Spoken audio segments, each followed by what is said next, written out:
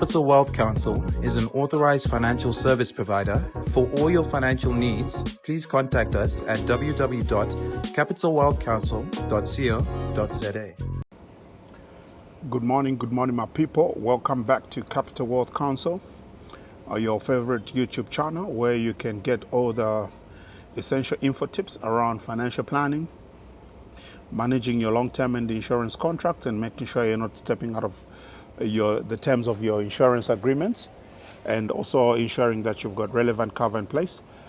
Please remember this chat or conversation does not constitute financial advice, and if you do need to consult with a certified financial planner, be sure to leave your comments down below, or like and subscribe, or visit our website www.capitalwealthcounsel.co.za and book an appointment so that your advice can be tailored to your situation. It's been a while since we had a chat, I think 2-3 weeks. It's been a busy period for us, and we just didn't get the time to put some beautiful info tips for you. Apologies for that. But in any case, we're back. For those that are new to the channel, my name is Edward Banda. I'm a certified financial planner with over 18 years experience in financial planning, financial advice, investment advisory, risk management, and insurance in general. Effectively today, we always try to react to information that's in the market and the news that we get through training, continuous professional development. And intriguingly, a couple of weeks ago, I attended a conference where one of the guest speakers is one of our clients that experienced a real life-changing event when he was still a minor. Where he went out on holiday and they were busy diving into the ocean from a elevated spot, having fun like little kids would do on holidays at the beach. No plans of any calamity, and no one ever plans calamity. And the young chap hit into a hard wave, broke his spine entirely, his entire body. Most of the major bodily components got injured in that process, and he's currently paraplegic, or is it paraplegia, and living with this disability for the rest of his life, proud to even completing matric. And I thought this is a very important subject to touch on, considering that I think the last conversation we had in one of the videos, we did speak about the importance of having life insurance, or what you'd call risk cover. And I thought today, why not then look at the auxiliary products that would normally typically come with a typical life policy. Remember, in most cases, you'll have a life cover that only pays in the event of death. Then you'll have, you'd maybe add a disability that will indemnify you should you be injured and unable to work. But also the one important benefit that is normally overlooked is your dread disease or severe illness benefit that will then provide you with financial assistance, or the much needed cash flow in the event that you were to fall severely ill and you're unable to fend for yourself and do the majority activities of daily living. And today's topic, I think it's fitting to call it, why would you or me need a living benefit in your risk policy? And that's what we're going to address. Living benefit meaning, if we compare life insurance, the death benefit, it's not necessarily a living benefit. Yes, you pay for it whilst you're alive, but the day you pass on is when your family, loved ones, or your business can benefit by receiving compensation in form of an insurance payout. So why living benefit? Living benefit is something that you get disabled tomorrow, you're still alive, you still got a long life ahead of you. It's just that your circumstances would have changed. You don't get to live the normal life that you were living when you were able. Similarly, if you were to fall ill, then there are costs that come with that, but you still be living. Therefore, there's life even after a disability. And with the advancement in technology, I think there are so many options these days to actually live a longer and healthier life, even a happier life in your disability, as well as being ill. And I think the most important crucial part is always, do you have the relevant a risk cover that will then provide for this type of events in order for you and your family to cope with it. And in most cases, I mean, your severe illness policies are typically priced, very expensive, considering that the benefit will provide you with coverage for the rest of your life. So if you were to fall ill or God forbid, get diagnosed of cancer in your 60s, the benefit continues, unlike your disability that would normally expire maybe at the age of 60, 70. But we do see these days disability policies that would provide coverage for the rest of your life, because typically times have changed. People are living longer, meaning you and I could work way longer beyond the norm retirement age of 60, 65. And if you're still active in the economy, then you still need to have that continuity in your cover. But interestingly, from the guest speaker, I just want to share a few notes that I made out of that, and it was a very important awakening to actually hear it from families that have experienced a disability or even an illness. And this is one of the areas that I've actually never thought about, because I, for one, have never experienced this, but I do know that, insurance companies always pay claims. I think majority of the claims that are paid out are usually out of disability and illness, for instance, right? And the one thing that I learned that I just want to share with you folks is that, hearing it from the first-hand persons that are living with disability. I mean, the young man's father told us, actually, before you even start worrying about how much is it going to cost to treat or even provide care to your loved ones. Yes, I mean, if you've got medical aid, your medical aid is most likely going to cover the cost of sitting in hospital and medication and the like. But there'll come a time when you now need to go back home and continue with your normal life. And with that, you also need capital to make adjustments to the property and create provision for your loved one to be able to live comfortably, close to normal. But the one cost, financial cost, and so essentially how they put it is that there's two costs or even three or more. But what really attracted my attention is the emotional cost that comes with these life-changing events that one could be faced with in a family. And such cost, you'd call it an emotional cost. And just to clarify, I mean, emotions, you cannot really quantify the cost of an emotion, but it comes with certain ripple triggers that you should be prepared for. And then I'll come to why I think this is very, very important. From the experience of the person living with disability that presented their experience and the transition to what they are today, the emotional cost to the family essentially would come in multiple stages. In most cases, I think even you and me, if one of your loved ones was to leave home in the morning to go to work, and the next thing you get a phone call and you hear they've been involved in a terrible accident. Yes, at that point you are worried about their life. Are they okay? Are they alive? But once you've gone through the whole treatment, medical procedures, and you've been discharged in hospital, it then becomes now a reality that it's most likely that your loved one is likely to live with this new condition, or it could even be yourself or myself. And from the emotional point of view, we learned that, the families that go through this, the first reaction is you will be shocked, and that shock never goes away. Every time you look at your loved ones, you always live with that shock.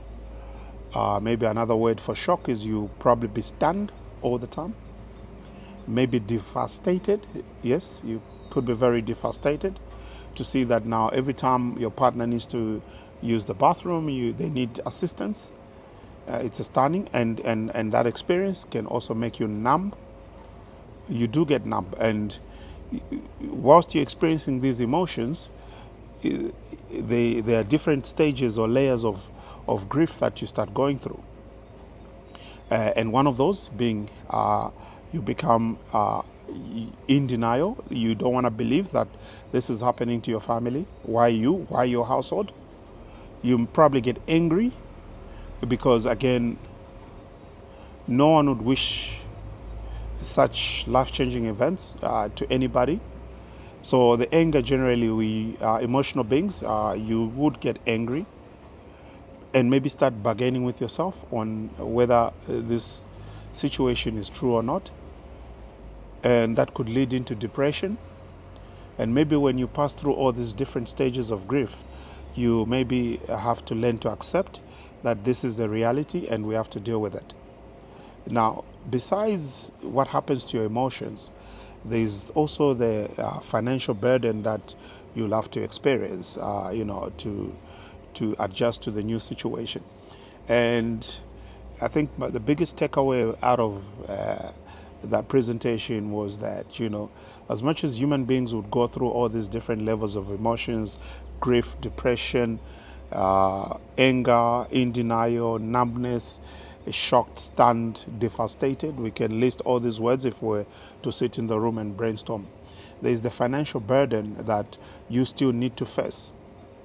And I think the worst that could happen to anybody is to not be prepared financially and have the relevant financial support to deal with such events. And I'll give you an example. When the young man was discharged from hospital,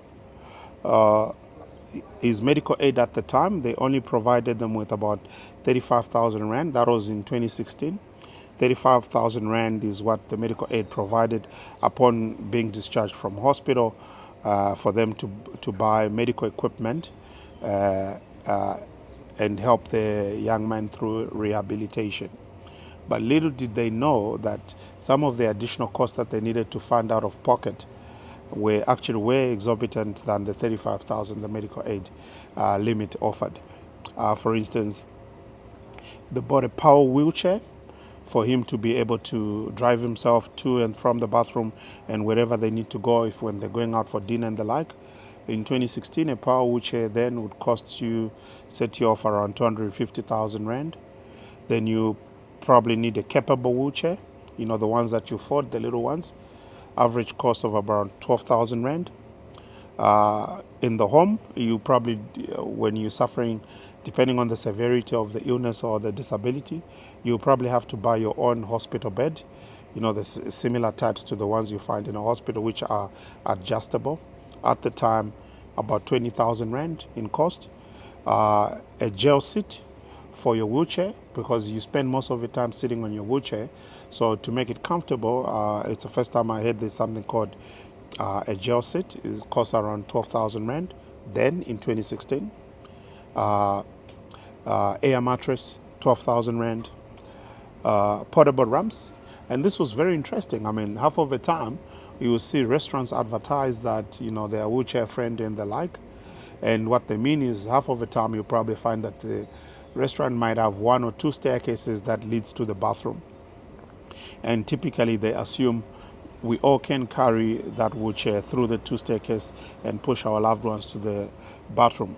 But things like your power wheelchairs, I understand they're extremely, extremely heavy, that not even 4 big men can actually lift that. So the family had to also buy their own portable ramps so that they can, wherever they travel, they'll always keep the ramps in their car, and they can always create a little ramp for their loved one in order for the wheelchair to climb and all that.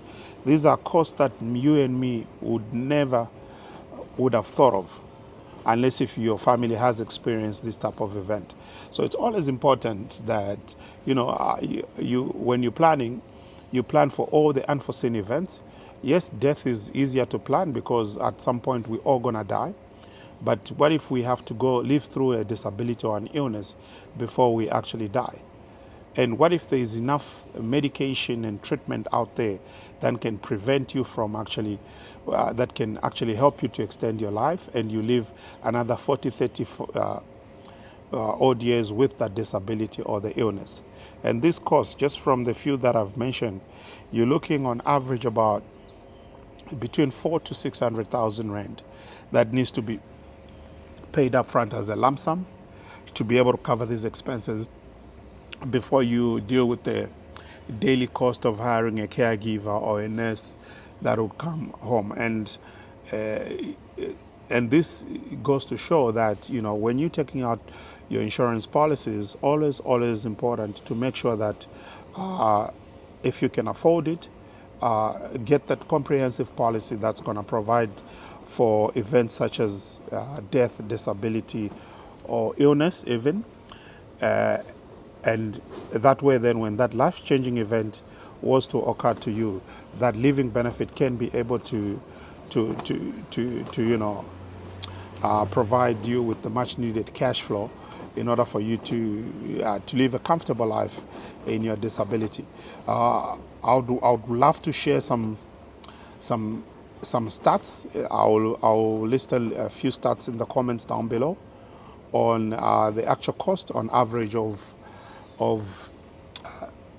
claims that are being paid out in the market, where within those stats you can see for yourself. I mean, for instance, cancer is one of the prominent illnesses that would affect maybe between 30 to 40% of adults starting. These days we even see cancers like leukemia in young children. And this is not meant to scare or put fear in anybody, but to just a reality check that, comprehensive insurance, as much as at some point we do think it's a grudge purchase, but it becomes very essential if you, the one unfortunate people that would suffer that event. And if you read through stats, you hear 1 in every 10 average South African male, female would get cancer in their lifetime. 4 in every 10 will suffer a disability. And these disabilities, we even see them in kids. I was just looking at the stats now. I think this was a report from last year. It's time to be corrected, which I'm going to leave in the comments below. There's over 45,000 road accidents or fatalities that led to children disabilities. So you can imagine a happy family traveling on holiday on the roads with our little kids in the back of the vehicle, and not of our fault, of our wanting. Unforeseen event, we get involved in an accident, the young chap gets injured, and it becomes a permanent disability. We're going to have to live with that for the rest of your life. And the mere salary or your average income that did not have disability expenses in the budget wouldn't be sufficient to provide for that type of cover. Therefore, you always need to, transfer this risk to the insurance companies that can afford it. And by doing so, then add it as an auxiliary or extension to your life policies to make sure that, you can live with a peace of mind. The money it's always available. Like I always say, I always like to say money is always available. It's just a priority that we choose to decide what we spend our monies on. And I think the most important thing is, if you do not have sufficient cash in your bank account to provide for these unforeseen events, then an insurance policy will be the best alternative, where we now transfer that risk to the insurance company that can afford it and make sure that there's help over and above the emotional stress that one would deal with should that event occur. Let me not keep you long. I know it's we've talked quite a bit. This subject is quite lengthy. I've just scratched the surface. Hence, I encourage you to book a consultation with one of our certified financial planner, and just plan according to your circumstances, or visit our website, www.capitalwealthcounsel.co.za. Don't forget to like, comment, and subscribe down below. Or if there are any topics that you'd like us to touch on and discuss, feel free to share, bring them in the light, and let's have a general conversation on these important info tips that we all need to be aware of. Thank you for watching Capital Wealth Counsel. Like I always say, insurance is a quid pro quo. You pay a premium in exchange for them to come through for you in the event that you, the one unfortunate person that requires that financial assistance, emotional counseling, and somebody to hold your hand through those difficult times. And thank you for watching. I'll see you in the next video.